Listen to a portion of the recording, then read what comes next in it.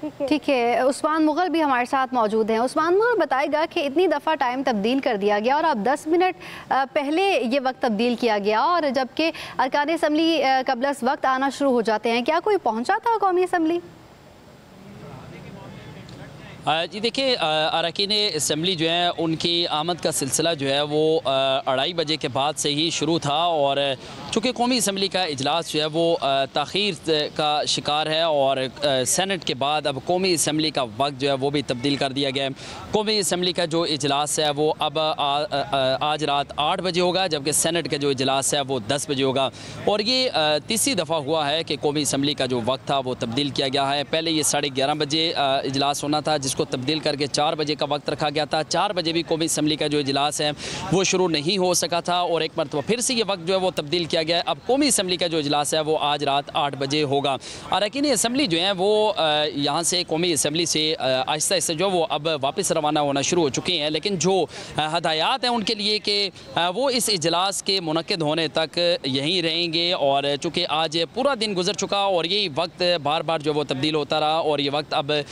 चूँकि कौमी असम्बली का जो इजलास है वो 8 बजे होना है, तो ज़राए जो है वो इस बात की भी तस्दीक कर रहे हैं कि कौमी असम्बली का इजलास मज़ीद ताख़ीर का शिकार होने का इम्कान है, क्योंकि पार्लिमानी खुसूसी कमेटी का जो इजलास है वो भी अब रात 8 बजे दोबारा शुरू होगा, और उस इजलास के अंदर जो है वो PTI के जो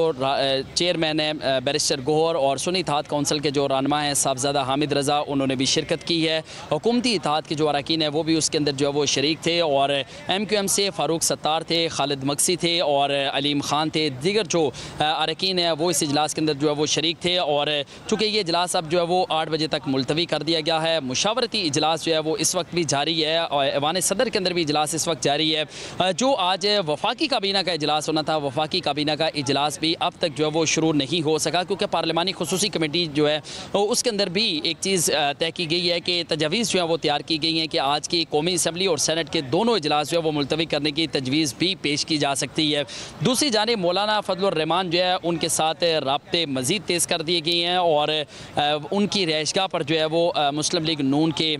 2 बड़े रहनुमा जो हैं वो मुलाकात करेंगे। उनमें नवाज शरीफ हैं और वज़ीर आज़म शहबाज शरीफ, और उनके साथ दीगर जो मुस्लिम लीग नून के जो लोग हैं वो उसके अंदर जो है वो शरीक होंगे। और ये बताया जा रहा है कि डिप्टी प्राइम मिनिस्टर जो हैं इसहाक डार वो नवाज शरीफ के हमरा उनकी रिहाइशगाह पर जाएंगे, और मोहसिन नकवी जो हैं वो इससे पहले भी मुलाकात कर चुके हैं। रात भी एक तवील नशिस्त रही है, लेकिन मौलाना फजलुर रहमान जो है वो अपना अभी तक हतमी फैसला जो है वो नहीं कर सके, और इसी वजह से क्योंकि हुकूमती इत्तेहाद जो है वो अपने नंबर गेम जो है वो मुकम्मल करने में लगी हुई है, जिसकी वजह से अभी तक कौमी असम्बली और सेनेट का इजलास जो है वो ताख़ीर का शिकार है। जी ठीक है, फैसल साही आप कहिएगा कि इतनी दफ़ा ताख़ीर का शिकार हुआ है ये इजलास और टाइम तब्दील किया गया है, तो अब 8 बजने में पौना घंटा बाकी है, लेकिन अभी तक मुलाकात के लिए नहीं पहुँचे दोनों वज़ीर आज़म शहबाज शरीफ और नवाज शरीफ, तो कितने चांसेस है कि इसको मौखर कर दिया जाए या दोबारा इसका टाइम तब्दील कर दिया जाए? राय तो यही कहते हैं कि हुकूमत की कोशिश है कि आज किसी ना किसी तरह जो है वो इजलास करके ये जो मसवदा है इसकी मंजूरी ली जाए, लेकिन क्योंकि इससे मौलाना फजलुर रहमान को मनाना सबसे बड़ा मुश्किल जो है टास्क बना हुआ है। लेकिन ये भी कहते हैं कि ऐवान सदर और वज़ीर-ए-आज़म हाउस में इस वक्त मुशावरती इजलास जो है वो जारी है, और सदर मुमलिकत आसिफ ज़रदारी की सदारत में इजलास में बिलावल भुट्टो ज़रदारी और दीगर रहनुमा वो भी शरीक हैं, और तमाम तर सूरत और राब्तों का जो है वो जायज़ा भी लिया जा रहा है। और ज़रा ये भी कहते हैं कि वज़ीर-ए-आज़म हाउस में नवाज शरीफ, शहबाज शरीफ, हमजा शहबाज और दीगर रहनुमाओं की मुशावरत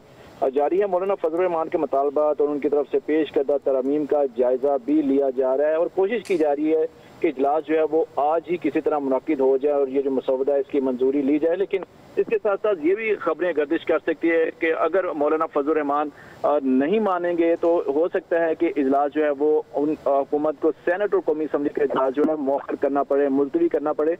लेकिन फिलहाल जो ऐवान सदर और वज़ीर आज़म हाउस में मुशावरती इजलास जो है ज़राए के मुताबिक वो जारी है, और मौलाना फजलुर रहमान की जो